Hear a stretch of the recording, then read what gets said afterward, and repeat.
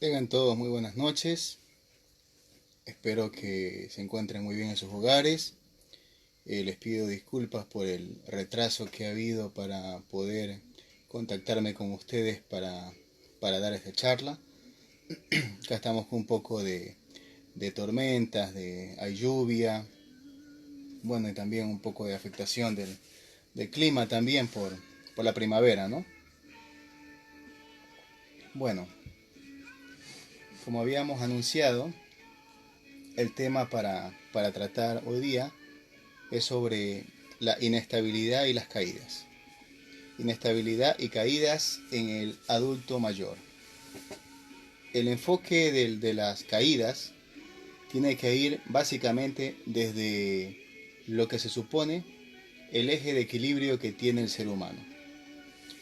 Hay que tener presente que cuando estamos trabajando con un adulto mayor, nos estamos refiriendo a un paciente que es un agente biopsicosocial. Insisto en lo biopsicosocial porque se tiende muchas veces a encasillar o estigmatizar a un adulto mayor como si fuera un paciente cualquiera. Y ya hemos indicado que el adulto mayor que necesita la valoración de un geriatra es aquel que presenta múltiples patologías, patologías que entren en conflicto unas con otras, asimismo también un paciente que tiene más allá de los 75 años de edad, que tenga polifarmacia, estamos hablando que tenga más allá de 3 medicamentos diarios que consuma, que estén prescritos, más aún si el paciente tiene la prescripción de psicofármacos, encabezando la lista las benzodiazepinas, que son un factor de riesgo para caídas. Bueno, con el envejecimiento, como muchos sabrán y se han dado cuenta, se va a producir un deterioro generalizado de diferentes funciones del cuerpo humano. Sobre todo vamos a tener una alteración a nivel de la marcha. Este deterioro enmarcado dentro de las teorías del envejecimiento, sobre todo las teorías de tipo biológicas, las teorías que se llaman teorías estocásticas, que sean por acumulación de un sinnúmero de factores, sean estos externos o internos, van a condicionar a que se produzca un deterioro en el andar, en la deambulación, en forma progresiva y definitiva. Asimismo también se va a agravar en la mayoría de los pacientes que estamos evaluando, los adultos mayores, se van a agravar este equilibrio, la presencia de otras enfermedades. Estamos hablando aquí que entra en juego el concepto de la reserva funcional y la fragilidad. Fragilidad, aquella entidad que debemos tener presentes y debemos tratar de nosotros contrarrestar, en cierta forma manteniendo la funcionalidad del adulto mayor. Y hay que tener muy presente que el adulto mayor presenta una modificación en el centro de la gravedad. Yo hago acá un dibujo, no sé si lo pueden por ahí apreciar en esta pizarra. Dibujemos aquí a un individuo. Entonces el individuo presenta un centro de la gravedad que está controlado por el movimiento de la cadera y el movimiento de los brazos, de los hombros. Asimismo también el equilibrio que da la columna cervical. Entonces tenemos que un adulto mayor ya de por sí tiene una patología osteoarticular,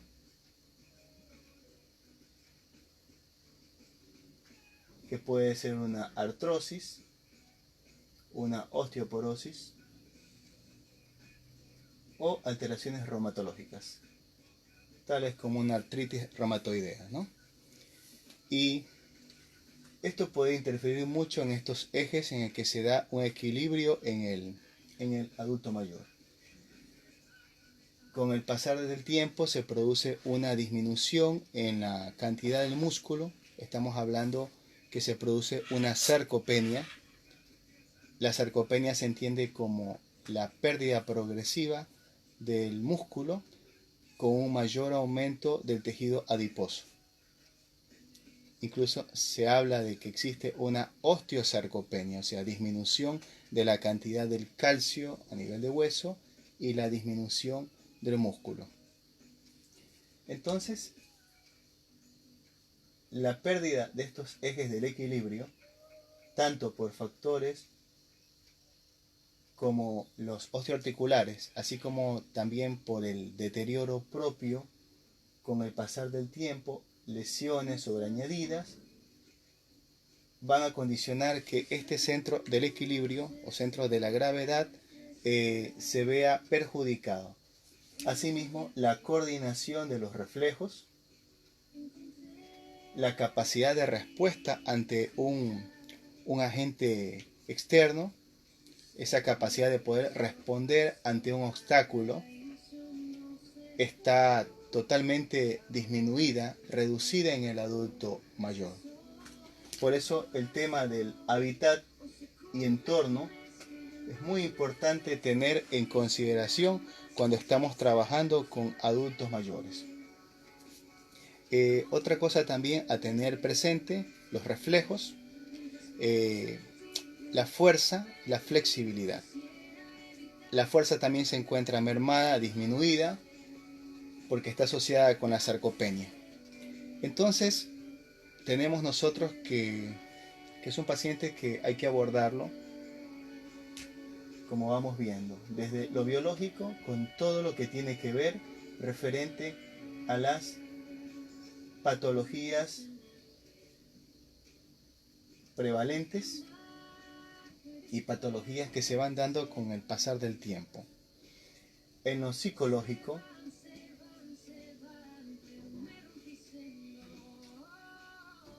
tenemos un paciente que presenta una disminución en su capacidad de procesamiento emocional.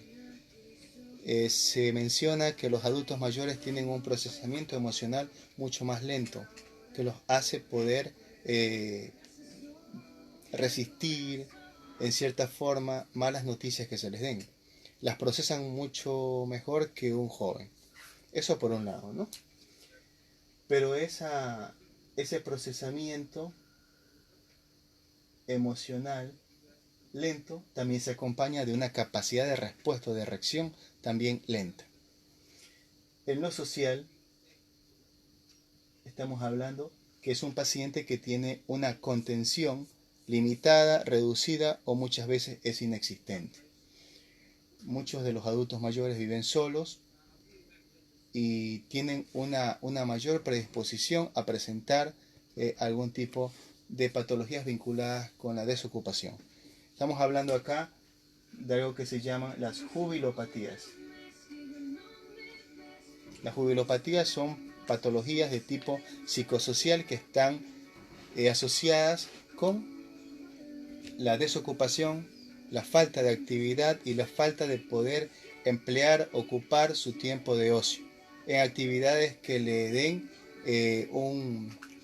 se puede decir, una estimulación para su proyecto de vida, ¿sí?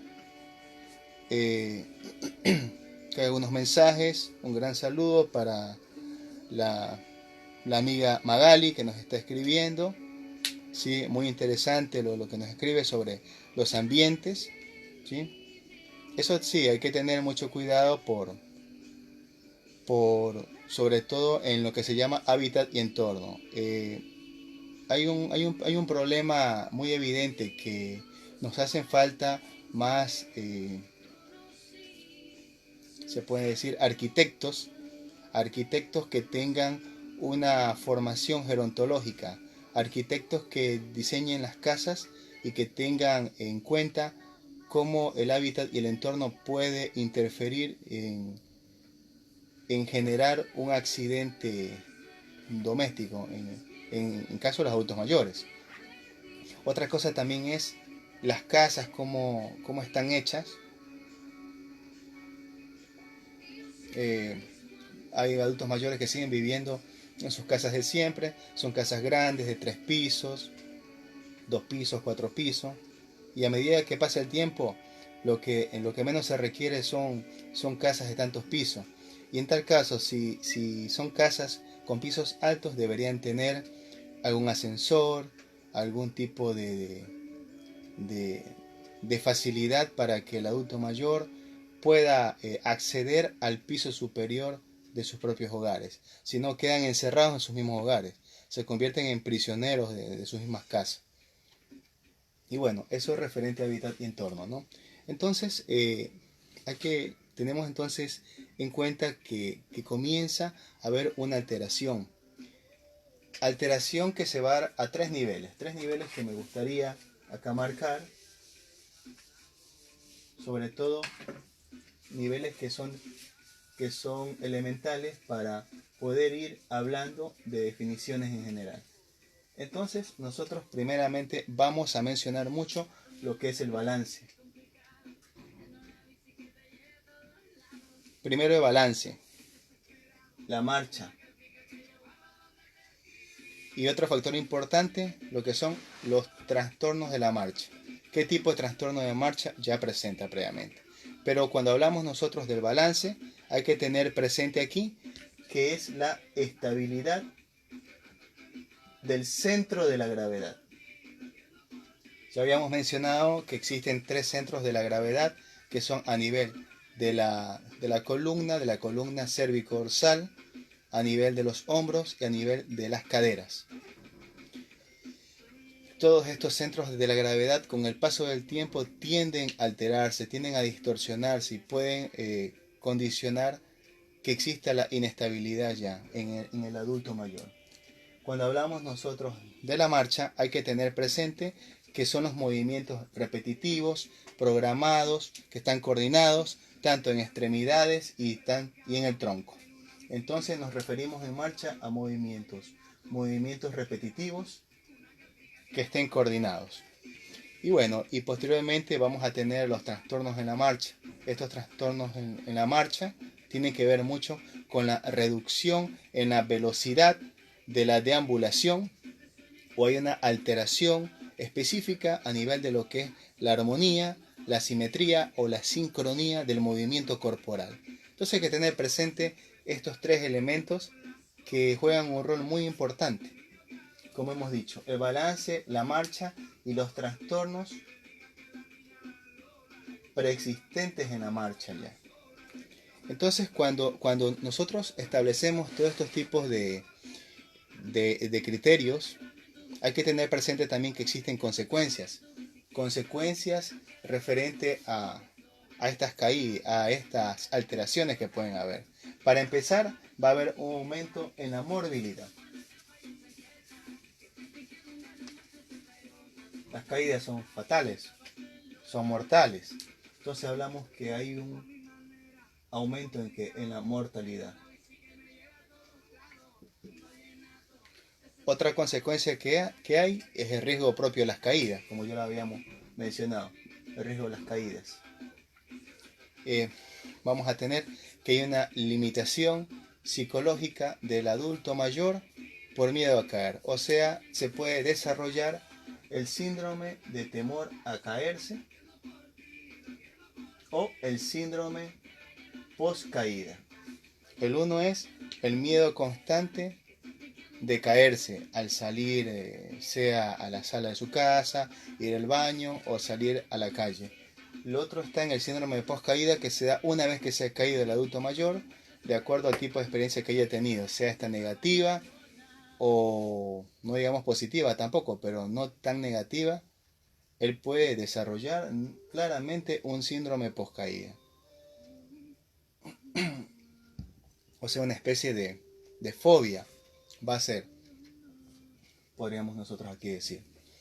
Entonces hay que tener muy en cuenta los factores psicológicos. Por eso vuelvo a insistir yo que el enfoque que yo trato de darle al adulto mayor va hacia lo biopsicosocial. Tenemos que tener en cuenta estos 3 factores, porque el ser humano es un ser social, es un ser narrativo, es un ser cultural y sobre todo es un ser multidimensional. Entonces hay que tener en cuenta todo esto. Y también que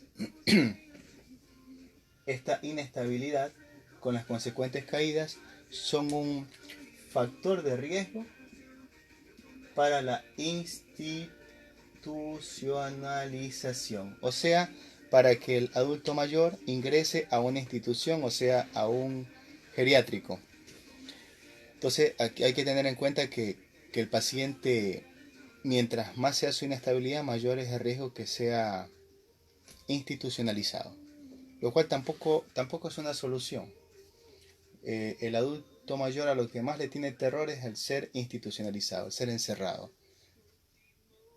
A pesar que se le dé el mejor trato posible, a pesar que se lo trate con cariño en la institución, no es su hogar, no es su casa, está con desconocidos, o por último está con personas que él no quiere. El adulto mayor es un ser independiente, quiere su vida como la ha llevado siempre, sea acompañado o sea solo. Pero bueno, a veces se nos olvida esto, se nos olvida tener presente que es un ser humano, que no solucionamos nada a veces con institucionalizarlo. Muchas veces lo que se necesita es un acompañamiento que se nos puede dar la familia, debe darlo un personal capacitado, un personal formalmente profesionalizado. Estamos hablando de los cuidadores formales de los adultos mayores y los acompañantes terapéuticos, que espero que en Ecuador ya se esté fomentando estas dos áreas que ya se han ido convirtiendo en disciplinas, como es el cuidado gerontológico y lo que es los acompañantes terapéuticos. Entonces esperemos que esto vaya en beneficio con con todos los adelantos que se van dando, ¿sí? Bueno, otra cosa también importante a considerar, que estas personas, tanto el cuidador como el acompañante terapéutico, eh, va a llevar tareas específicas obviamente en el cuidado del adulto mayor. Entre estas tareas específicas está, más allá de lo que es el cuidado, está la contención que se le puede dar. Y el adulto mayor que tiene inestabilidad y la predisposición a las caídas es un paciente que en cualquier momento puede hacer una fractura o puede hacer un evento de una muerte inmediata, justamente al cuidado de otras personas. Y eso también conlleva a que hay ciertos problemas médico-legales. Estamos hablando de las denuncias por malos cuidados, malos tratos o por la mala praxis propiamente mencionada, ¿no? Entonces todo esto hay que tener muy en cuenta, hay que tener mucho cuidado. Entonces, cuando estamos hablando sobre inestabilidad, vamos a tener en claro que es la sensación de pérdida del equilibrio, que se va a manifestar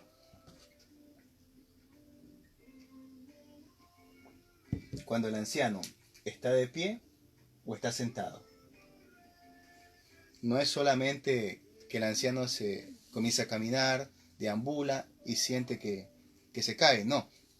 Puede estar sentado, puede estar de pie, puede estar deambulando. Él va a presentar esta sensación que pierde el equilibrio súbitamente. Por lo general implica que exista un esfuerzo consciente y que sea continuo para prevenir las caídas. Él está siempre alerta, él activa sus mecanismos de defensa, tanto psicomotores como eminentemente psicológicos. Entonces es un paciente que está a la defensa y está siempre pendiente que se puede caer. Por eso la gran relación en que desarrolle estos síndromes que habíamos hablado, estos síndromes de tipo psicológicos, como son el síndrome de temor a caerse y el síndrome post caída. y su abordaje es complicado, sobre todo cuando los profesionales no estamos capacitados para estos cuadros o cuando la familia no tiene esa contención y no tiene esa comprensión hasta hacia estos cuadros que se pueden presentar. Y bueno, ¿y la caída qué es? La caída ya va a ser directamente el efecto de llegar a permanecer en forma no intencionada en la Tierra. Estamos hablando, ya es el producto final de esta inestabilidad en donde han fallado los mecanismos para mantenerse de pie o mantenerse quieto en un determinado espacio. Entonces pierde estos mecanismos y súbitamente se cae al piso.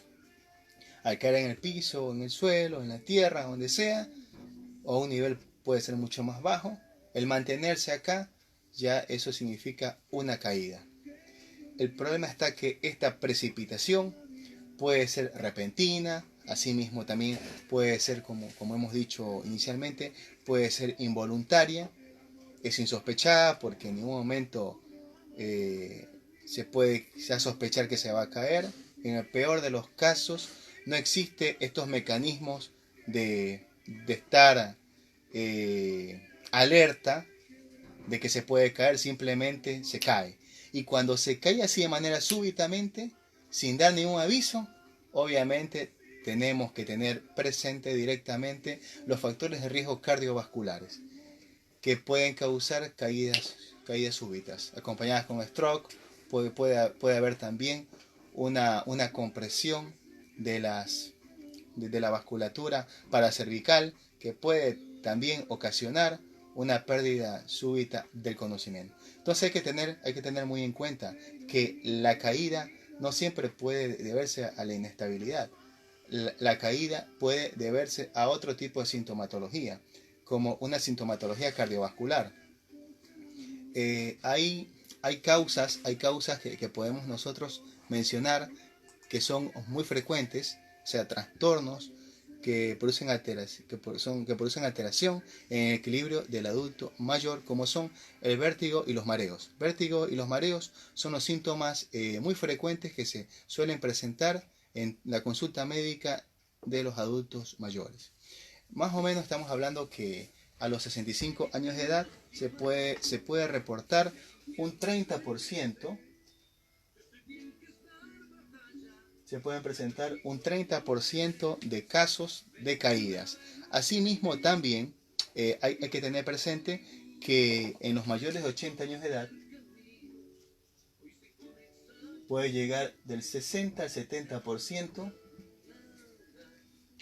de causas que se produzcan caídas, por lo que habíamos comentado, vértigo y mareo. Son las manifestaciones muy frecuentes que se puede dar en la consulta de un adulto mayor.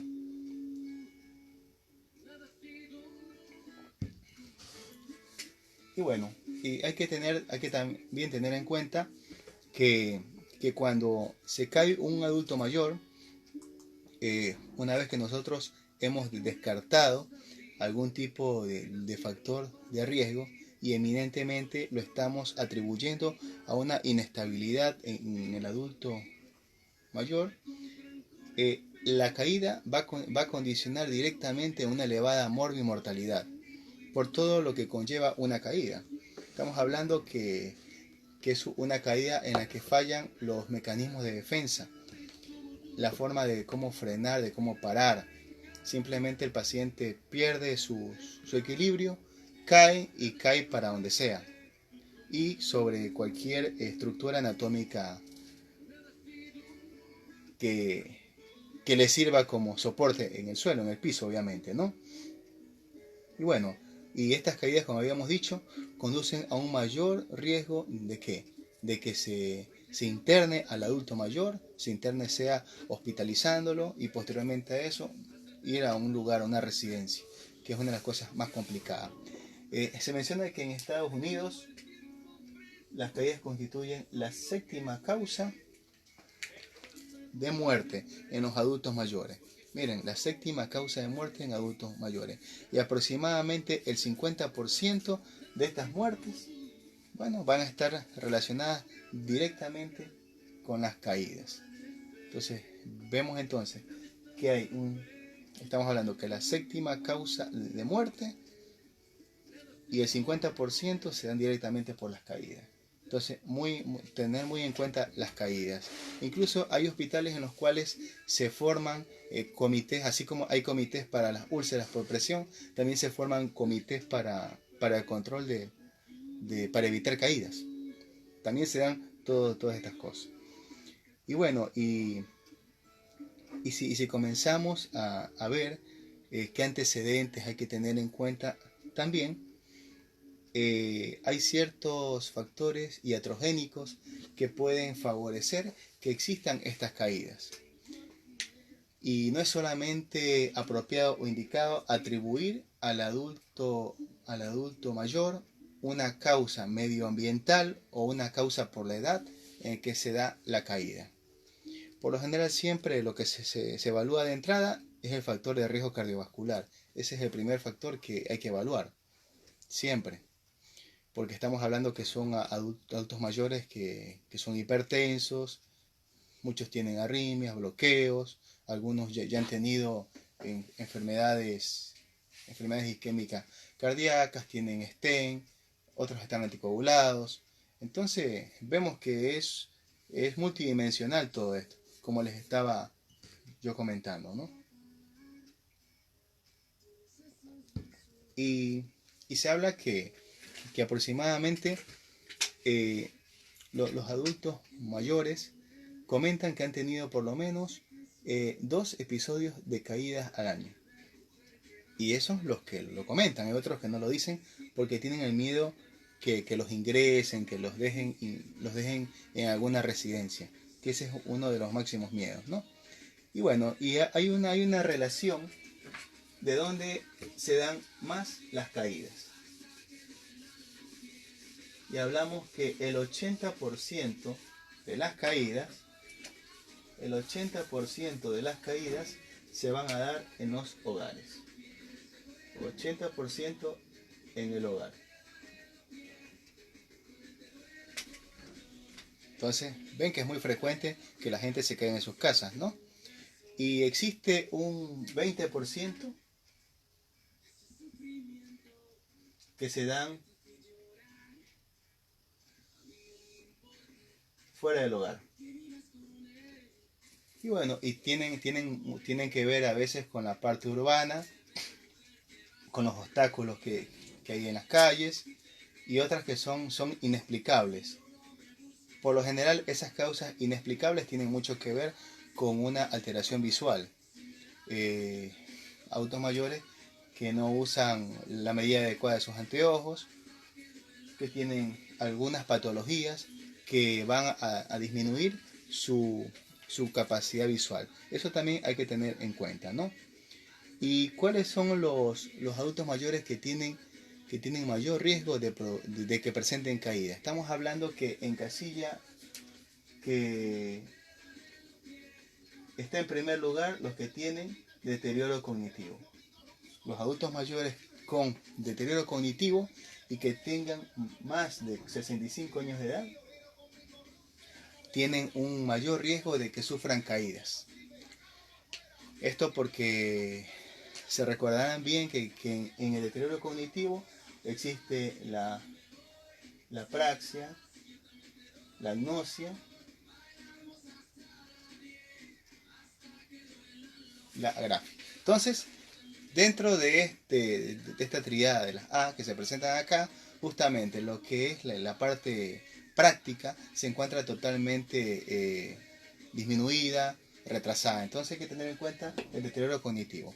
Otra cosa también importante, aquellos que ya tienen patologías médicas propiamente dicho, ya lo hemos comentado, aquellos que tienen factores de riesgo cardiovascular, los que consumen múltiples medicamentos, más de 3 medicamentos se menciona que ya es una polifarmacia, aquellos también que tienen algún problema para la deambulación, estamos hablando aquellos que utilizan bastón, aquellos que utilizan algún tipo de prótesis, todos ellos van a tener también un riesgo para que se presenten caídas. Entonces, cuando se habla directamente ya de caídas, hay que tener en cuenta factores intrínsecos, o sea, factores externos y factores internos. Hemos mencionado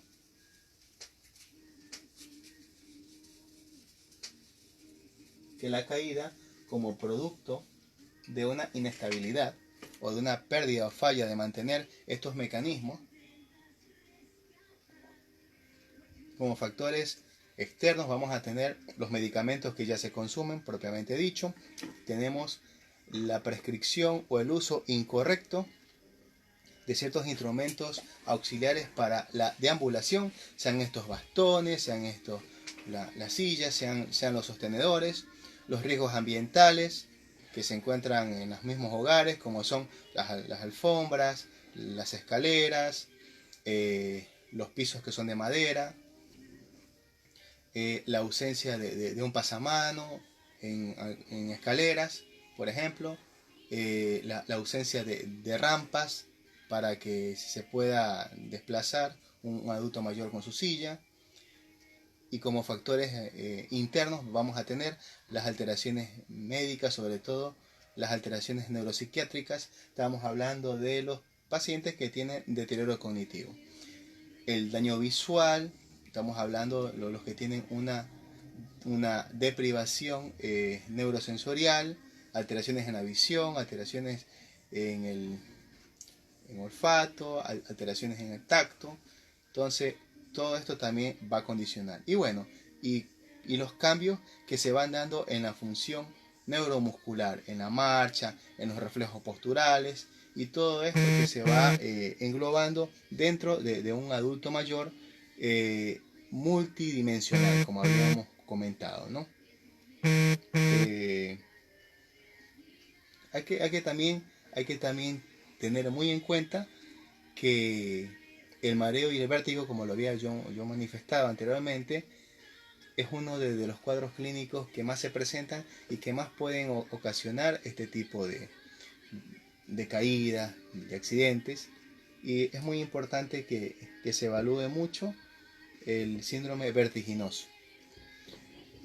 Hay también una alteración con los otolitos, que esto también puede causar muchos mareos, mucho vértigo, y todo esto, ¿no? Otras causas también comunes para que sean caídas, está el síncope, está también la hipotensión ortostática, o sea, pacientes que cuando deambulan se le baja súbitamente su presión y caen. Básicamente estos factores hay que tener en cuenta, y todo paciente que ya haya referido una caída debe ser evaluado aunque no se haya producido una lesión. Siempre hay que evaluarlo, hay que evaluar el riesgo de caída, que ya voy a comentar algo sobre eso, porque se disponen de test para que se pueda evaluar. Entonces, cuando nosotros hablamos cuando nosotros estamos hablando básicamente de la marcha, hay que tener presente que la marcha va a estar controlada por el sistema nervioso central, y en el sistema nervioso central vamos a encontrar nosotros el centro locomotor. El centro locomotor lo vamos a encontrar en el tallo cerebral, está localizado ahí. Este es como el eje controlador de la deambulación, en los ganglios de la base del cráneo y en el cerebelo y la corteza motora. Esto es como una información muy general sobre la fisiopatología a nivel de lo que es el sistema nervioso. Y bueno, y se van a dar alteraciones a nivel de lo que es la información propioceptiva, la información vestibular y la información visual. A nivel de lo que es el balance hay que tener muy en cuenta la visión, hay que también tener presente la propiocepción, la pisada, la forma, si se da una dorsiflexión de los dedos del pie, si los músculos extensores de la cadera están trabajando bien, cómo están esas rodillas también. Hemos hablado de los ejes que mantienen el equilibrio y la deambulación, y hay que tener también presente el sistema reticular, el sistema extrapiramidal, el sistema vestibular, músculo esquelético. Obviamente esto se lo puede hacer a través de un examen físico encaminado, o si no también a través de lo que es el neurólogo, que puede evaluar de una manera mucho más profunda y detallada al paciente que presenta inestabilidad, ¿no? Y bueno, cuando nosotros hablamos de la marcha en sí, habíamos dicho que la marcha son movimientos repetitivos, coordinados. Hay una fase estática que hay que tener presente y hay una fase que es de balanceo o dinámica. La fase estática por lo general equivale a un 60% del tiempo que dedicamos en una marcha. Y la fase del balanceo, esta corresponde aproximadamente a un 40%. Entonces vamos viendo que cuando hay balanceo se produce el movimiento de los brazos, los hombros, se desplazan hacia adelante, hacia atrás o en dirección opuesta. En el adulto mayor se tiende a reducir este mecanismo del balanceo. Y habíamos hablado sobre la fase estática. Aquí se produce una sobrecarga a nivel de lo que son las extremidades inferiores y de la capacidad de que la almohadilla de los pies, la almohadilla de los talones pueda hacer contacto directo con el piso. Hay que tener presente que los adultos mayores, al tener menos tejido adiposo, estas almohadillas tienden también a atrofiarse, y puede ser otra condicionante de que se produzca una alteración en la marcha y se puede caer. Y bueno, entonces habíamos mencionado componentes muy generales de la marcha, pero de una forma más direccionada o detallada es importante mencionar que estos componentes que la marcha tiene son la flexión de la cadera, la flexión de la rodilla, la interacción de la rodilla con el tobillo, la rotación de pelvis alrededor del eje vertical y la báscula lateral de la pelvis. Entonces todo eso hace el movimiento del balanceo. Les había hecho un dibujito acá de una persona de pie y cómo va avanzando. Entonces es importante conocer el mecanismo de cómo se da la deambulación, la marcha en un individuo normal. Y cuando se da ya la marcha propiamente dicho, se lleva a cabo a través de tres mecanismos que son el despegue, el avance y el apoyo en el suelo. Entonces es importante tener presente eso. El despegue, el avance y el apoyo en el suelo.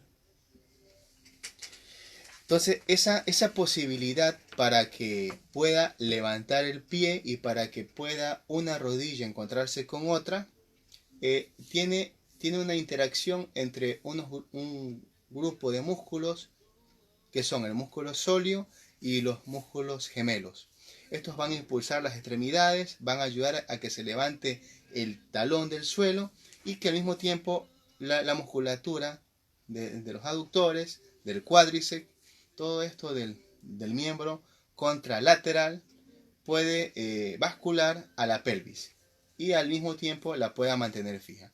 Esto es una explicación un poco muy general de lo que es el mecanismo de marcha a nivel del que es el despegue. ¿Qué significa? Que levantar un pie sobre otro y dar un paso adelante.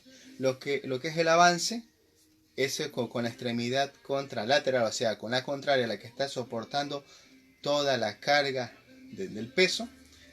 Esa sirve como referencia, se va a elevar y se desplaza también hacia adelante.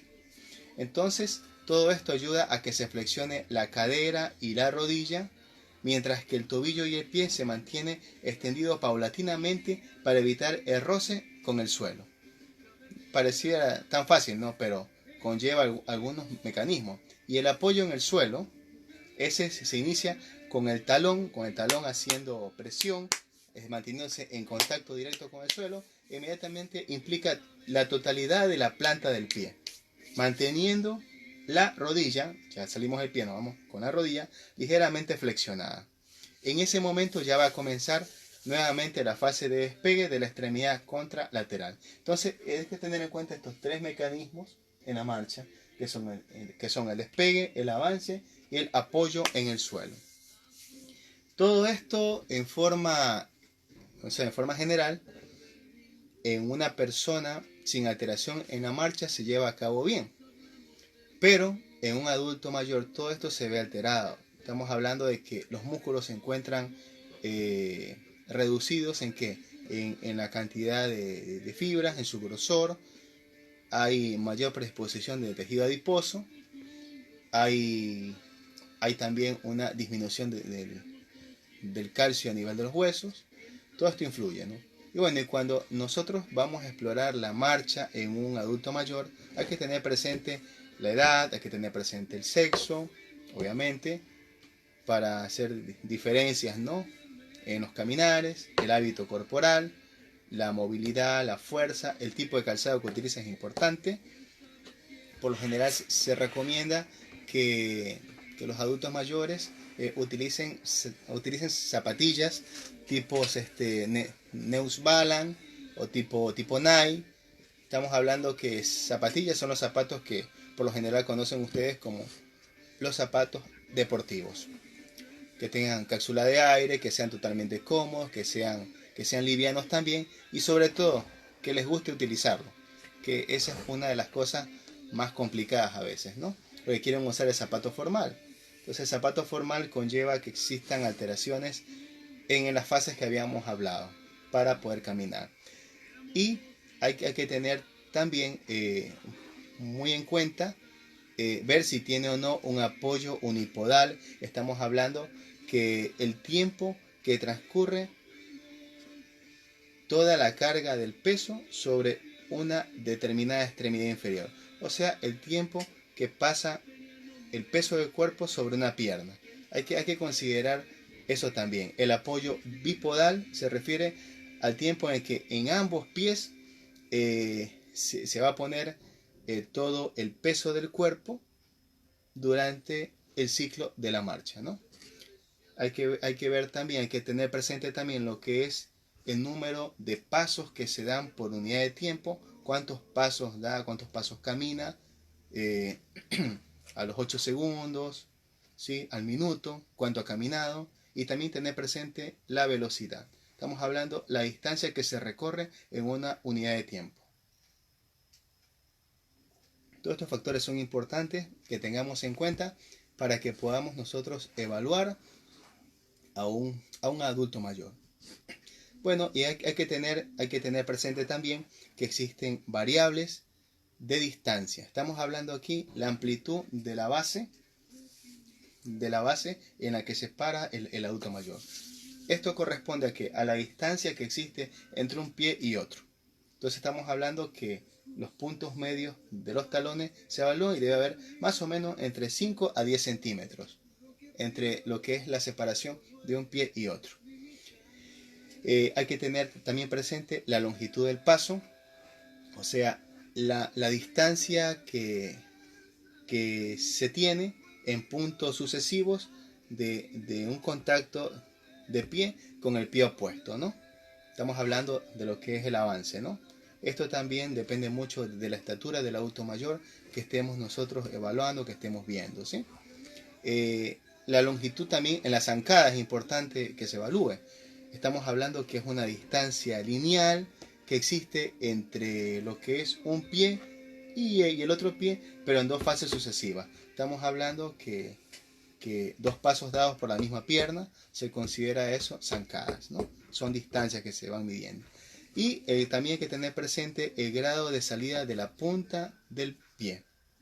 Cómo saco el pie, si es recto, si es inclinado, para dónde va. Entonces hay que localizar si existe o no algún tipo de desviación en el pie cuando se va a producir el inicio del despegue en la marcha, ¿no? Y bueno, y habíamos comentado que con la edad se va a producir una disminución en la velocidad de la marcha, va a haber una reducción paulatina en la zancada. Ya no estamos hablando de dos pasos largos, se va a reducir esto. Asimismo también va a haber una disminución en la cadencia, lo que habíamos comentado hace poco. Va a haber una disminución en la longitud del paso, de un paso a otro. Asimismo también vamos a tener una reducción en la distancia de los dedos del pie y del suelo, ¿sí? Entonces vamos a tener una prolongación en la fase bipodal, de lo que habíamos comentado hace poco, una reducción en el tiempo del balanceo, del tiempo del apoyo, y asimismo vamos a tener una disminución en lo que es la altura, pero va a haber un aumento en la anchura del paso. Todo esto por la alteración que existe en la amplitud de la base, de un pie a otro, ¿sí? Y vamos a tener una menor rotación de lo que es la cadera y las rodillas en el adulto mayor. Y sobre el balance, ¿qué va a suceder? Vamos a tener entonces que se va a dar la postura de un 3 invertido. ¿Por qué decimos eso? Porque las curvaturas se encuentran completamente perdidas, se encuentran alteradas, se encuentran quizás sobredimensionadas. Hay un aumento en la cifosis dorsal, vamos a tener una extensión compensatoria de la nuca, ¿sí? Se va a extender ante esa cifosis dorsal que existe, se va a extender más hacia adelante, lo que es el cuello en el adulto mayor. Eso conlleva también a que existan alteraciones y compresiones en los vasos sanguíneos del cuello, que puede también causar una disminución del flujo sanguíneo, puede causar los strokes que habíamos comentado, una excesiva flexión de las caderas y las rodillas, al cuerpo inclinarse, irse hacia adelante, y una base de sustentación que se encuentra muy amplia, los pies están muy separados. Y bueno, hay que considerar también los tipos de marcha que tiene cada paciente, sobre todo aquellas personas que ya han sufrido un cuadro clínico previo.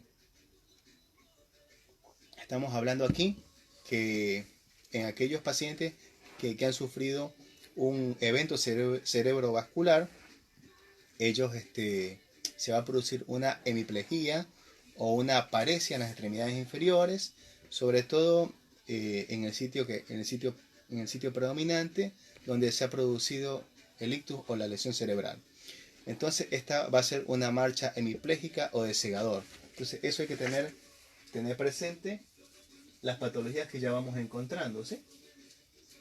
Por ejemplo, ya estamos hablando de que son adultos mayores con alteraciones de la marcha secundarias a algo, ¿no? Entonces vamos a tener aquellos que son la marcha hemipléjica secundaria a un evento cerebrovascular o una lesión vascular, ¿ya?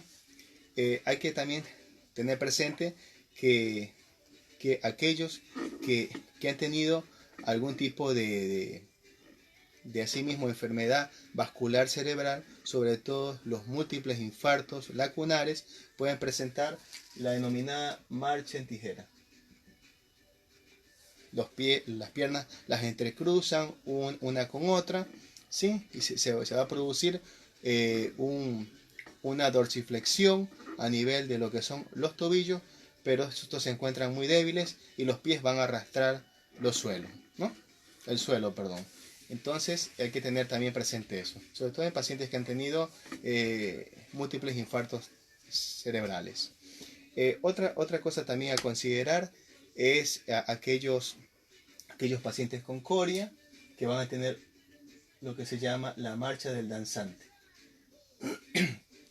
Entonces aquí también van a haber movimientos de piernas y brazos que hay que tener en cuenta, ¿no? Hay que también considerar aquellos pacientes con enfermedad de Parkinson, aquellos que van a tener una marcha parkinsoniana o festinante también, es otro término que se utiliza acá. Así también aquellos pacientes que tienen alteraciones en el lóbulo frontal, aquellos que tienen una demencia frontotemporal, van a tener una marcha apráxica, ¿sí? Eso también hay que tener en cuenta. Inclusive se menciona que en la vejez se va a presentar un tipo moderado de la marcha apráxica por alteración del lóbulo frontal. No son todos, pero sí se puede ver en algunos pacientes. Otra alteración en la marcha también que vamos a tener es aquella marcha que camina con los talones. Esta es una marcha que se llama marcha táxica. Es típica de las lesiones de los cordones posteriores. Entonces estamos viendo también otra alteración, y puede darse esta alteración en la marcha por un déficit importante de vitamina B12. Puede haber también una espondilosis cervical, o puede haber también una degeneración espinocerebelar.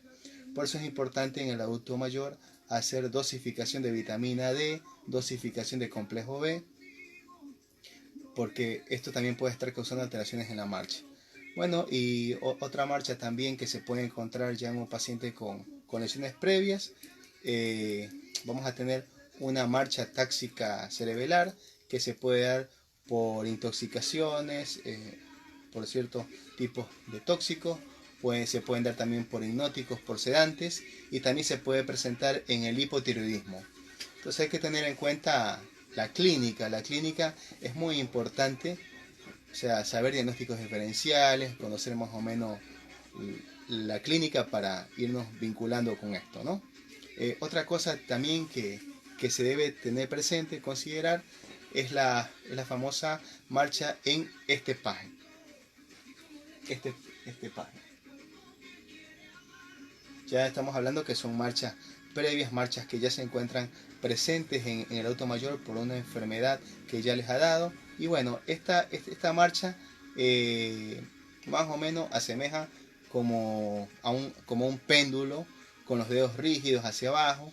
Bueno, se presenta en lesiones que están ubicados en el asta anterior, ¿sí? Y también se puede ver en las polineuritis. Como en qué casos: pacientes con diabetes mellitus descontrolada, diabetes de larga data, y pacientes que tienen déficit de vitamina B12, y en el alcoholismo crónico. Entonces estamos hablando de todos los tipos de marcha que pueden existir, las alteraciones en la marcha preexistentes en los pacientes. Otro tipo de marcha también es la marcha prudente. Son los adultos mayores que presentan el síndrome de temor a caerse o el síndrome post caída, que son dos patologías que son de tipo psicológicas. La una se da por el miedo a caerse sin haberse caído, y la otra se da por el miedo a volverse a caer.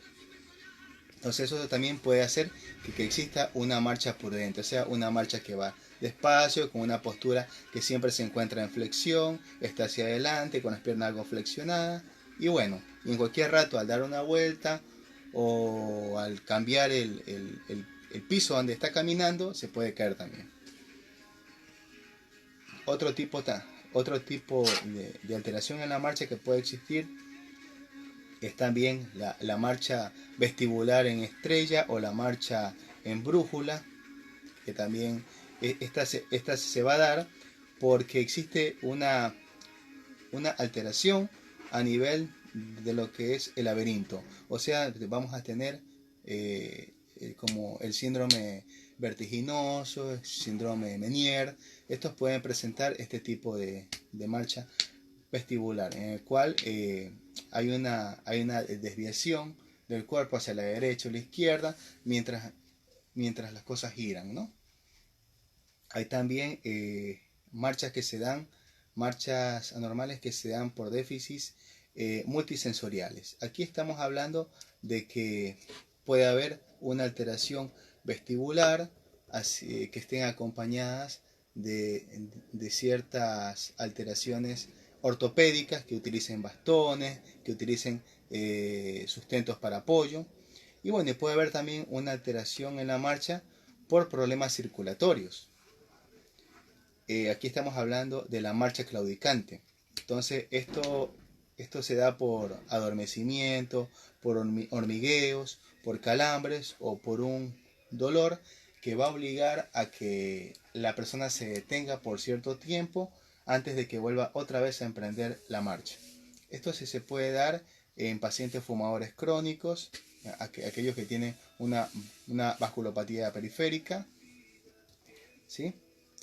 También se puede estar presente en pacientes que tienen patologías mixtas, que tienen un cuadro de una claudicación intermitente más una insuficiencia venosa.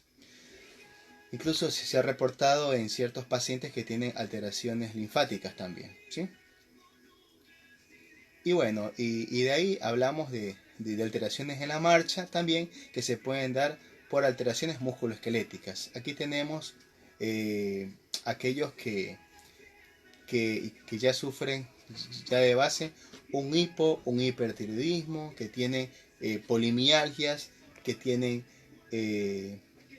fibromialgias, que tienen polimiositis, que tienen osteomalacia, neuropatías en general, ¿no? O usan de forma prolongada, usan diuréticos y usan corticoides. Aquí se habla de la marcha en pingüino, la marcha antiálgica, que es para evitar el dolor. Hay también otro elemento a considerar, como son las dismetrías. Estas dismetrías se dan por marchas que se dan por tipo postural, o sea, son adaptativas a una artrosis de cadera o una intervención quirúrgica de una fractura. Entonces se comienza a caminar más de un lado, más apoyándose en un solo lado. Casos en los que es necesario que siempre exista una kinesioterapia acorde, ¿no?, para todo esto. Y bueno, y si nosotros estamos ante un paciente que presenta inestabilidad y que ha presentado mínimo una o dos caídas al año, entonces tenemos que irnos orientando en los diagnósticos. Debemos ir pensando en que puede haber una enfermedad del sistema nervioso central, para lo cual vamos a indicar tomografía, resonancia, que puede ser a nivel de cerebro, a nivel de lo que es columna. Incluso si el caso es muy avanzado, tenemos lo que es la punción lumbar. Como gerontólogos, nosotros formamos parte de un equipo interdisciplinario. Por eso siempre es importante que tengamos un equipo de trabajo, un equipo en el cual nosotros podamos hacer como una especie de un comité y poder buscar las mejores estrategias y sobre todo que estén científicamente validadas y verificadas y comprobadas para poder aplicar al paciente que estamos viendo. Estas cosas que les menciono no es que las hace un solo médico, esto por eso es un trabajo que se hace interdisciplinario, es multi e interdisciplinario. Si sospechamos patología musculoesquelética, radiografía, que es lo de, se puede decir, es de cajón siempre, un cuadro, hacer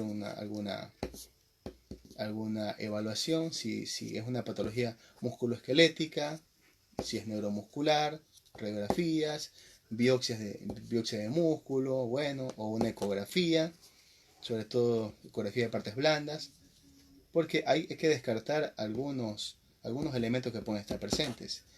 Si hay alteraciones sensoriales junto con las alteraciones en la marcha, es imprescindible siempre realizar un fondo de ojo, sobre todo cuando tenemos un paciente con ya un factor de riesgo cardiovascular, pacientes diabéticos, sobre todo los pacientes que por lo general uno ve son pacientes que son muy complicados, que no siguen un tratamiento adecuado o abandonan el tratamiento, lo vuelven a retomar. Entonces la presencia de alteraciones en la marcha más enfermedades crónicas no transmisibles ya nos hacen pensar en que hay una repercusión sensorial por esa enfermedad crónica que tiene una campimetría y el estudio del octavo par. Obviamente que esto es mucho mejor que sea realizado por el equipo. Estamos hablando que tiene que ser un equipo interdisciplinario. Usted como médico puede hacer algunas cosas, como gerontólogo, como geriatra, puede hacer algunas cosas, pero siempre es bueno trabajar en la multi y en la interdisciplina. Importante eso. ¿Cómo se interviene? Bueno, hay que hacer una intervención multidisciplinaria. Un paciente adulto mayor no se lo interviene en forma unidisciplinaria porque conlleva siempre muchos factores como habíamos comentado, y este trabajo multidisciplinario tiene que ser también interdisciplinario, o sea, todos los profesionales debemos tratar de tener la misma visión en el paciente que estamos examinando. Hay que tratar la etiología, la causa que está produciendo esa inestabilidad y que ha producido esas caídas. Es muy importante eso. Hay que también tener presente la rehabilitación. Hay que rehabilitar lo más pronto posible al adulto mayor que ha presentado caídas o que tienen inestabilidad. Porque tenemos que nosotros atacar siempre en tres lados. Y lo vuelvo a repetir acá, ya lo había comentado inicialmente, pero lo vuelvo a repetir. Hay tres frentes que hay que atacar en el adulto mayor: el componente bio, el componente psico y el componente social. En el componente bio, descartar todas las enfermedades crónicas, degenerativas, no transmisibles que presente el paciente, la sintomatología asociada, agregada. Desde lo psico hay que hacer un abordaje ayudándonos a través del Departamento de Salud Mental, a través de psicología, que es de entrada psicología. El psicólogo tiene que evaluar, o la psicóloga tiene que evaluar al adulto mayor. El psiquiatra es parte del equipo, pero el psiquiatra va a la par de lo que va viendo el psicólogo. No es que primero evaluamos por psiquiatría y luego vamos con el psicólogo. Tiene que llevar un orden, dependiendo del cuadro que presente, obviamente. Si necesitamos intervenir con psicofármacos, tiene que verlo directamente el psiquiatra, pero el psicólogo hace una evaluación. Necesitamos una evaluación neuropsicológica, utilizar los test proyectivos que nos ayudan a ver qué es lo que está presentándose en este adulto mayor. Hay que también tener la intervención del neurólogo, pero el neurólogo que tenga formación en neurogeriatría, que es muy complicado, pero si el neurólogo tiene una formación en neuropsicología sería ideal, porque puede trabajar con lo neurocognitivo. Estamos hablando captar si existe un deterioro cognitivo o si una demencia ya establecida acá. ¿Y por qué hacer un abordaje psico? El abordaje psico es porque el adulto mayor que tiene inestabilidad o que ya se ha caído tiene síndrome de temor a caerse y síndrome post caída. O sea, tiene miedo a caminar porque se puede caer, o tiene miedo a caminar porque ya se cayó y se vuelve a caer. Y hay que luchar contra eso, porque esas son las dos patologías psicológicas que quedan grabadas, que quedan ahí afincadas, metidas en metidos en el psiquismo de ese adulto mayor. Y eso tiende a ocasionar conductas regresivas. Estas conductas regresivas, explicadas desde la psicodinamia, se traducen como la inmovilidad. Y muchos dicen, bueno, es como niño, infantilizan, pero no es infantilización. El adulto mayor no es un niño grande, nada de eso. Se produce una regresión. Y esa regresión se va dando ¿por qué? Por el miedo que tiene para poder deambular. Y lo social, que hay que intervenir socialmente a través de trabajo social. ¿Para qué? Para buscar el medio de contención. ¿Qué recursos tiene el adulto mayor para poder tener una rehabilitación completa? Esto engloba el concepto de calidad de vida, que yo le llamo vida de calidad. No solamente queda un hombre guindado en una percha de decir, ya lo atendimos, vaya ese señor, se acabó. No, no es eso. El trabajo es así. Entonces hay que trabajar bien con el adulto mayor. Y cuando, bueno, no hay una contención adecuada con la familia, existen los cuidadores gerontológicos y existen los acompañantes terapéuticos. ¿A dónde se va a dar todo esto? Se va a dar a través de el último recurso que tenemos, la la institucionalización, o sea, ir a una residencia para adultos mayores. Que ese sería el último recurso, que hay que evitarlo, pero si ya no se puede y no tiene familia ni no hay una contención, entonces buscamos esto. Entonces el abordaje es biológico, o sea, clínico, psicológico. Trabajamos mucho en el aspecto psíquico y sociológico a través de la contención y los recursos que tiene.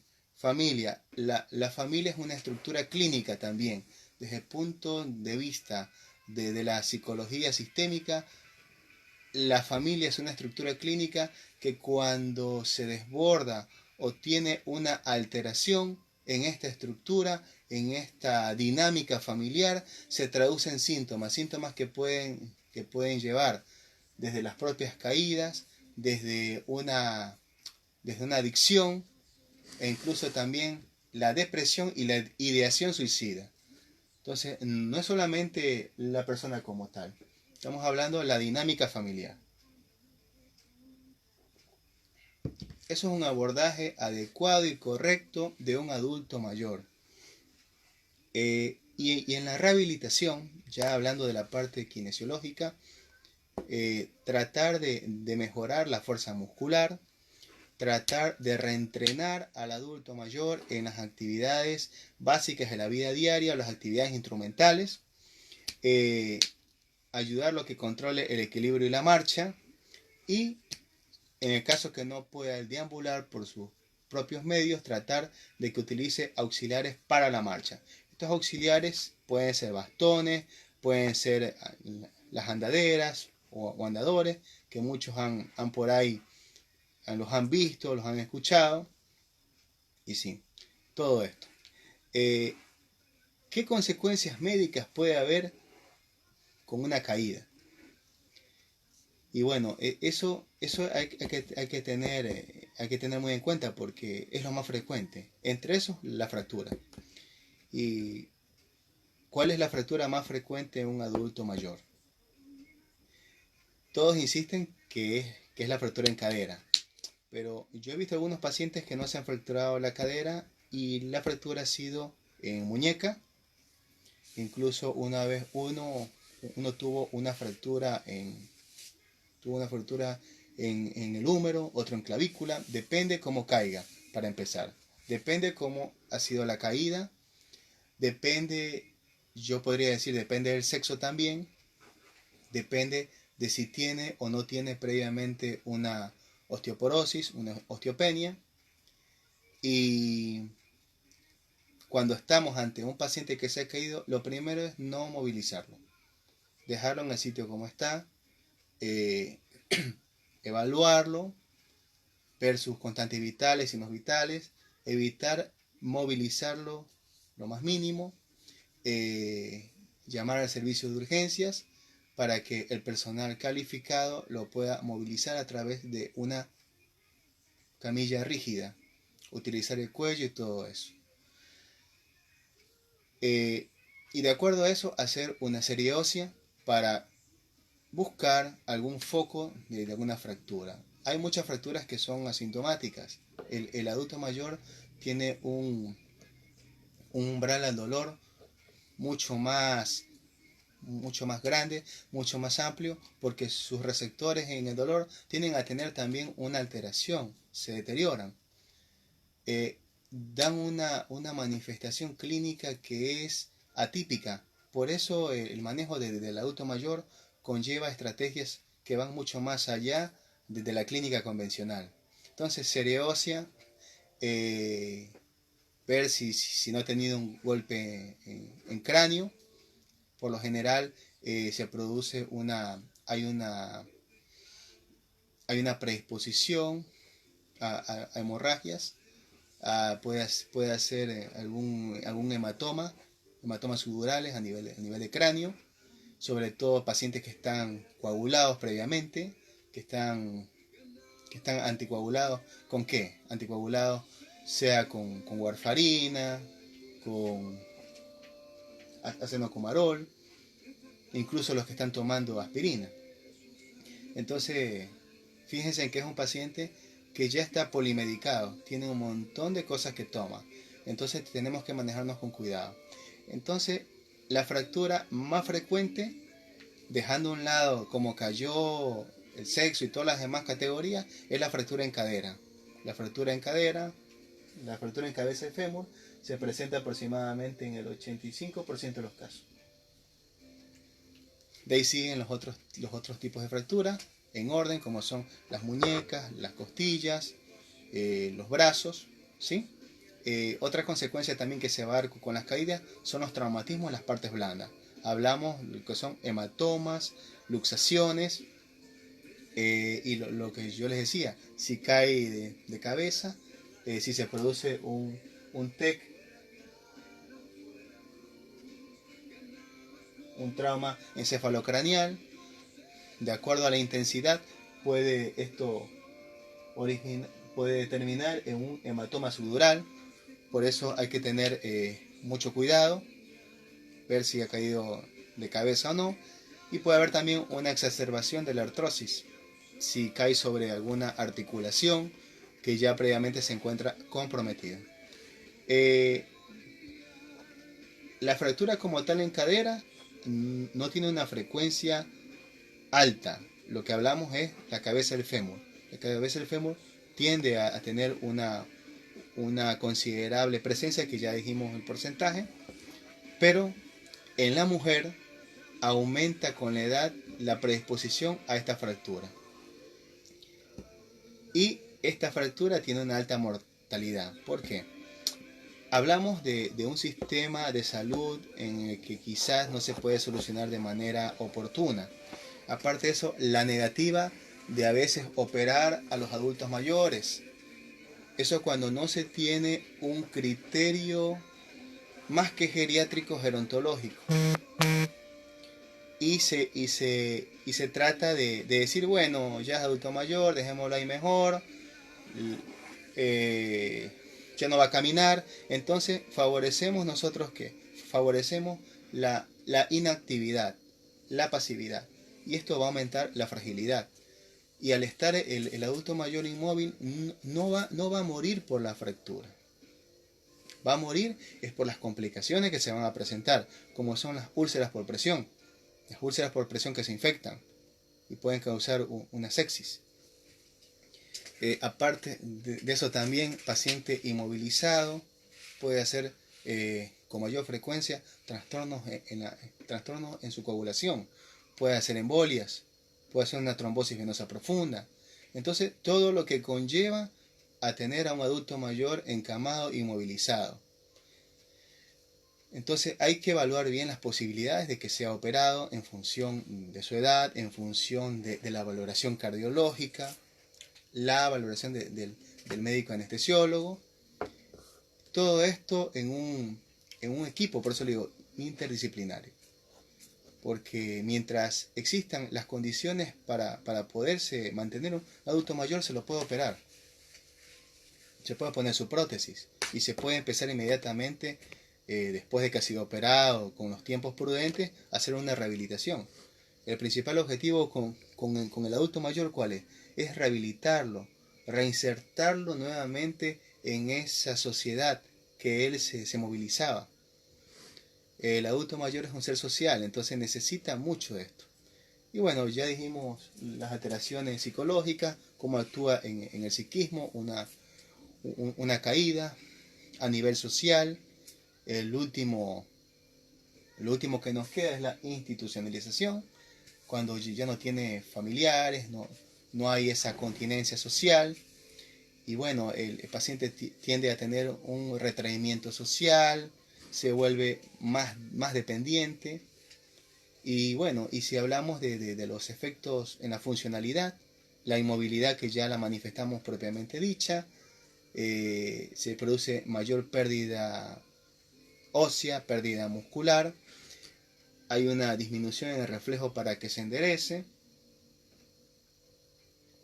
hay una disminución en la movilidad articular, por lo que las artrosis que ya existen se complican más todavía. Y hay que tener presente siempre que por lo menos de cada 3 caídas, 2 se pueden prevenir, que son en casa, ¿sí? Entonces, hablando en forma, se podría decir, en forma ya de riesgos que pueden existir para que se caiga un adulto mayor, es siempre ver la pluripatología que él tiene, la polifarmacia, el deterioro cognitivo posible y sobre todo ver cómo se encuentra su hogar, su entorno, cómo si existen riesgos para que se caiga, si existen alteraciones en el piso de su casa y todo eso. Entonces todo eso hay que tener presente.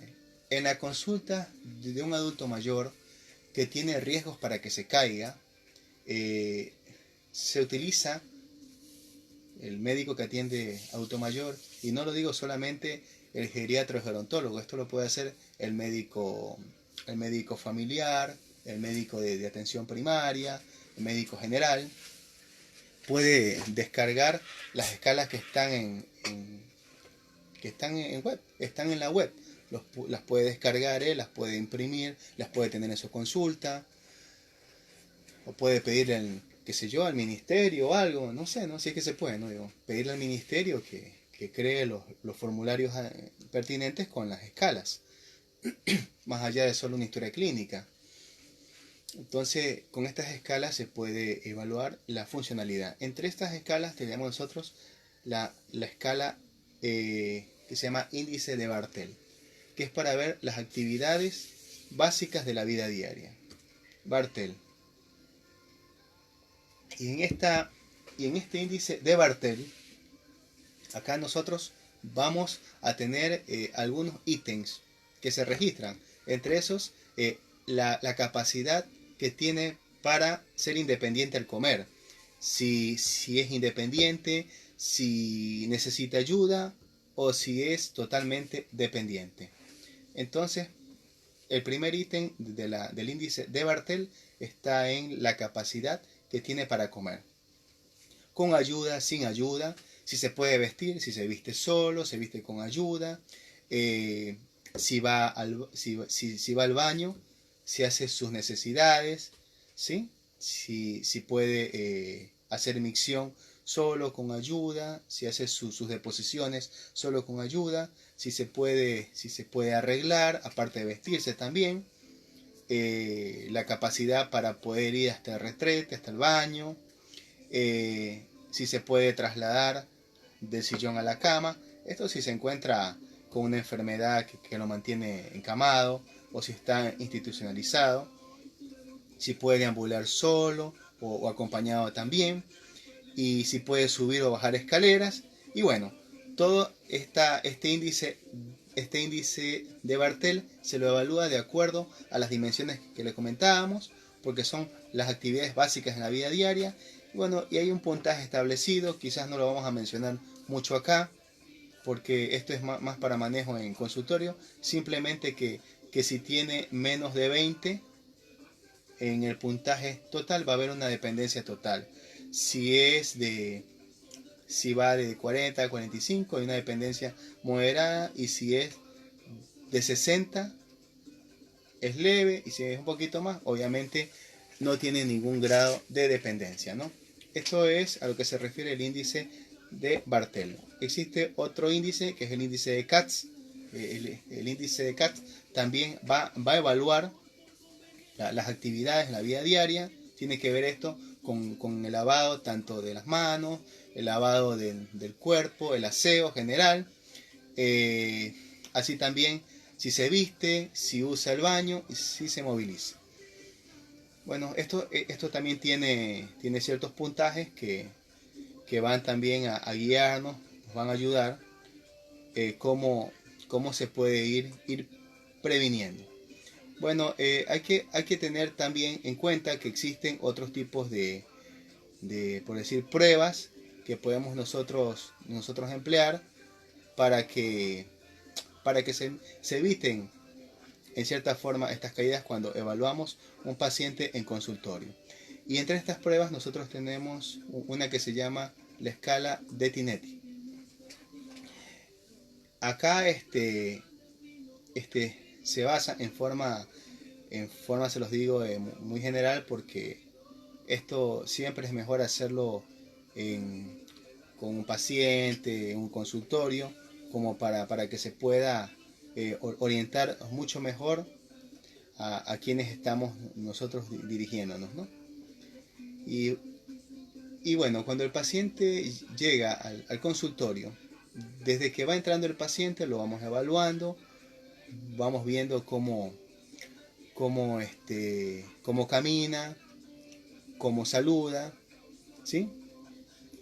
Y en el momento que el paciente llega, nosotros hacemos una anamnesis general, así rápida, al verlo. Luego comenzamos a hacer una valoración gerontológica integral, que consiste en ver su esfera cognitiva cómo está, esa capacidad que tiene para saludarnos, para comentar algo. Aprovechamos en ese momento que lo saludamos y vemos que si él habla y camina al mismo tiempo, que eso es un indicador pronóstico para caídas. Si él habla y camina al mismo tiempo, por lo general los adultos mayores tienen que parar su marcha para poder hablar o saludar, por el riesgo que existe para caerse. Vamos entonces recogiendo una historia farmacológica en él, aplicamos un examen rápido, el test de reloj, que ya lo había manifestado en una charla anterior, el test, aplicamos el mini mental test, con eso vamos evaluando cómo está cognitivamente. Ojo que estas pruebas son para hacer pesquisaje. Si encontramos algo más, obviamente vamos a tener que hacer una interconsulta con el departamento de salud mental, sobre todo con neuropsicología, para que evalúe bien ese deterioro que hemos encontrado. Nosotros podemos empezar con un mini mental, con un test de reloj, pero una de las pruebas que detecta mucho más fidedignamente el declive cognitivo y la demencia es el Adebruco. Son test que los encontramos en internet, los pueden descargar también, están validados. Incluso para que ensayen con eso, ayuda muchísimo. Entonces, descartamos, vemos si hay alguna alteración cognitiva. Asimismo también vemos cómo está anímicamente. Podemos aplicar el test hay uno que se llama Yesavage. Yesavage nos ayuda, hay una versión corta de 10 ítems que es para ver alguna posible patología depresiva en el adulto mayor. Hacemos también lo que obviamente vemos cómo camina, cómo se sienta, cómo puede reincorporarse nuevamente del sillón. Hacemos esta valoración de la esfera funcional. Vemos cómo está su fuerza muscular. Hay aparatos que se emplean para eso. Hay inclusive un aparato que se llama dinamómetro para ver la fuerza que tiene.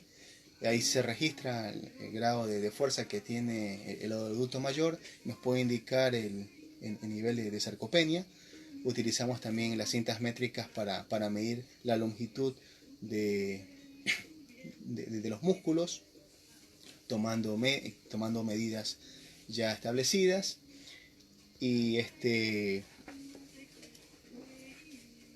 importante también considerar lo que es la esfera social, si va con un familiar, si tiene quien lo apoye, quien lo ayude, con las indicaciones, ¿sí? Todo eso es muy importante que se evalúe dentro de lo que es la parte social.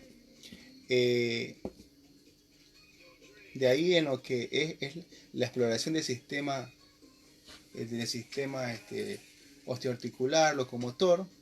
Se pueden hacer lo que son las pruebas para que se evalúe los flexores plantares.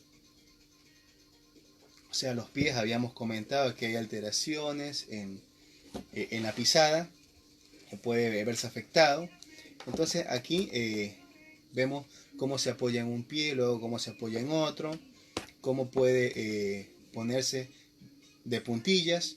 Si calculamos entre 5 y 10 veces hacer esto, que repita este ejercicio, que se ponga en puntillas con los dos pies, luego que apoye sobre un pie sobre otro. Esto estamos hablando que es la valoración de los flexores plantares. Otra prueba también que sirve, que podemos hacer en el consultorio, es la valoración de los extensores de la cadera. Acá con el paciente que se encuentre acostado boca abajo, hacemos que levante las piernas hacia atrás, ¿sí? Y hacemos que lo haga esto 3 o 5 veces también. Y que luego repita esto con la otra pierna, o sea, alternamos una pierna y luego otra. Entonces, con esto vamos ya nosotros también evaluando cómo está esta función muscular. Otra cosa también importante, que se puede evaluar los abductores de la cadera. Para esto se le pide al paciente acostado boca arriba de que primero levante una pierna, caiga esa pierna y luego levante la otra pierna. Con esto estamos evaluando también los músculos, como habíamos comentado, los abductores de la cadera. Hay que también tener presente si los órganos de los sentidos se encuentran adecuados. Podemos hacer una prueba del tamizaje óptico, el tamizaje rápido, con una cartilla para ver a cierta distancia, por lo general con corrección, porque ya son pacientes que usan anteojos.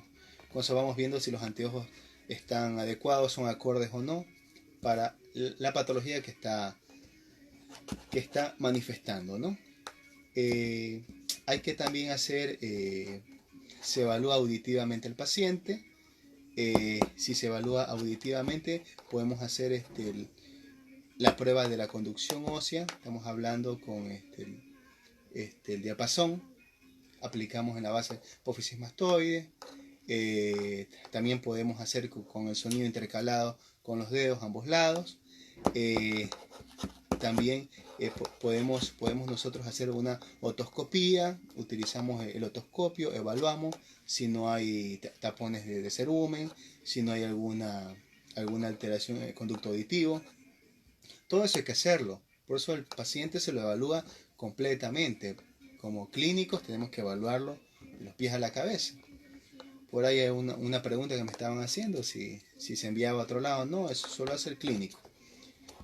O sea, eso lo hace el geriatra, el gerontólogo ahí, ¿no? Y bueno, se evalúa si hay trastornos en el equilibrio y marcha. Se hace una prueba del test de Romberg, que bueno, los colegas ya se ubican que es la prueba de Romberg. Se hacen dar unos pasos hacia adelante, otros hacia atrás, con los ojos cerrados. Eso lo podemos hacer en el consultorio o en el pasillo, ayuda mucho eso. Podemos hacer también lo que es la prueba de lo que es la punta de los dedos con la punta de nariz, con los ojos cerrados, que intercale, eso también ayuda mucho. Otra cosa importante también que debemos tener presente, que existen ya pruebas más específicas que habíamos comentado antes, como es la escala de Tinetti. La escala de Tinetti ayuda mucho a que nosotros podamos evaluar marcha y equilibrio al mismo tiempo. Y bueno, y esto se puede hacer en el pasillo del consultorio sin ningún problema. Hay una versión corta y hay una versión un poco más larga. Se puede adaptar en cualquier forma, se puede descargar eso también por internet. El objetivo con esto es ver cuántos pasos da en una unidad de tiempo a una determinada distancia y se registra eso, ¿sí? Bueno, podemos ver acá cómo se va viendo si existe o no una alteración con el equilibrio. Otra prueba también que resulta importante es que se puede hacer también una prueba que se llama el time of good. Bueno, estamos hablando que es ponerse de pie, caminar y después de eso sentarse. Entonces simplemente se lo hace que el paciente sentado se ponga de pie, y una vez que se ponga de pie se lo hace que camine unos 3 metros y vuelva otra vez a sentarse a la silla. Siempre estar cerca de él porque se nos puede caer, ¿sí? Y tener cuidado se nos cae en el propio consultorio. Por eso tenemos que estar muy cerca, y si hay un familiar que nos ayude con eso. Otra prueba también importante es el alcance funcional. Cuando hablamos nosotros del alcance funcional, es que se debe mantener lo que es la base de sustentación fija. Y para hacer eso, se lo hace que extienda un brazo hacia adelante, pero sin avanzar los pies. Y se va marcando en la pared o en la pizarra hasta donde va llegando su alcance. Con eso estamos evaluando los músculos flexores en columna y la capacidad de que mantenga el equilibrio. Por lo general, si es menor a los 10 centímetros del alcance, estamos hablando que hay un mayor riesgo para que existan caídas. Y bueno, estas pruebas, como estaba yo comentándoles, como son la escala de Tinetti, lo que es el Time and Good y lo que es la prueba funcional, son pruebas totalmente rápidas, son pruebas económicas que las podemos hacer en el mismo consultorio. Lo que necesitamos es tiempo. Ese es el único detalle. Sobre todo cuando se trabaja en el sector público, hay mucha complicación para hacer estas pruebas porque se requiere un tiempo determinado para evaluar bien a un adulto mayor. Por eso examinar a un adulto mayor por lo general lleva media hora mínimo para examinarlo en control. Para hacerle una historia clínica cuando va por primera vez debería ser 1 hora 45 minutos. Porque volvemos a insistir, el abordaje del adulto mayor es biopsicosocial. Si se queda solamente con lo bio el médico, no se convierte más que en un simple, o sea, un médico clínico que solamente lo que hace es receta de nuevo para hipertensión, diabetes y se acabó. Y eso lo puede hacer el clínico, lo puede hacer el médico familiar, lo puede hacer el médico general. No se necesita un geriatra para eso. El geriatra está para detectar los riesgos que existen, para reinsertarlo en el entorno, insertarlo funcionalmente a ese adulto mayor y trabajar en estas esferas, y trabajar con el equipo de trabajo, y trabajar con los que tienen más de 75 años y los que tienen lo que se indica como síndromes geriátricos. No es para controlar a un adulto mayor que va con una hipertensión. Vaya al cardiólogo, vaya al clínico, como debería ser. El geriatra está para otra cosa. El gerontólogo, que trabaja a la par también, está para evaluar, como habíamos comentado. Son pacientes con otros abordajes. Hay que evaluar el entorno en el adulto mayor y bueno, y las pruebas complementarias que siempre van de base. Exámenes de sangre, exámenes paraclínicos y bueno, y siempre tener presente lo que se refiere a la prevención. En esta prevención vamos a tener una prevención que es de tipo, hay una prevención primaria, ya para ir cerrando. La prevención primaria corresponde a la educación para la salud que vamos a hacer en ese adulto mayor. Consiste en promover el estado físico, el estado mental, el estado social, el estado totalmente óptimo para que él se pueda desenvolver en las actividades diarias.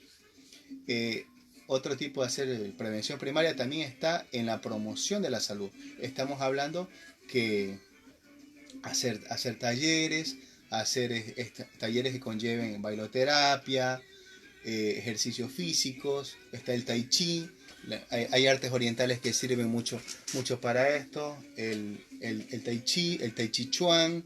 Está también el kung fu, pero un kung fu totalmente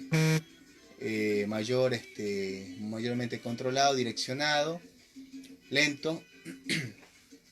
Están las danzas. Las danzas ayudan mucho también. Sobre todo estos bailes típicos ayudan mucho a mantener el equilibrio. La práctica de algún deporte en especial ayuda también, esto como promoción de la salud. También una revisión periódica de los audífonos en caso de los adultos mayores que tengan discapacidad auditiva. El uso también de lentes, de gafas que estén totalmente graduados, estén adecuadamente calibrados, como sería el término. Que se aumente la seguridad ambiental también, corregir los factores de riesgo en cuanto al entorno, ¿sí? Al entorno, al hábitat donde vive el adulto mayor, detección también precoz de determinadas patologías, como hemos hablado, alteraciones en la marcha, en el equilibrio, factores de riesgo cardiovasculares, enfermedades crónicas degenerativas no transmisibles que no tengan un tratamiento adecuado. El cardiólogo debe evaluar siempre al adulto mayor que tiene los factores de riesgo, hacer las pruebas en el consultorio, como habíamos comentado. Como prevención secundaria hay que tener presente prevenir las nuevas caídas que se den. O sea, ya es el adulto mayor que se ha caído. Entonces hay que prevenir caídas y trabajar en el síndrome poscaída, o sea, el miedo que tiene a caerse de nuevo porque ya se cayó. Y bueno, actuar sobre todo en los factores, las fuentes, las causas que producen esta caída. Y bueno, y como prevención terciaria, que es a lo que no deberíamos nosotros llegar, pero en el caso que se dé, un adecuado tratamiento de las complicaciones tanto físicas como psicológicas que se ha producido por esta caída. Estamos hablando de fracturas, lesiones de las partes blandas y bueno, las alteraciones psicológicas que ya habíamos comentado, ¿sí? Evitar que las úlceras por presión, por estar inmóvil tanto tiempo, las alteraciones en la coagulación también, que se dé oportunamente una rehabilitación en la marcha y en el equilibrio, utilizar algún soporte, algo protésico que lo ayude y enseñar a levantarse tras una caída.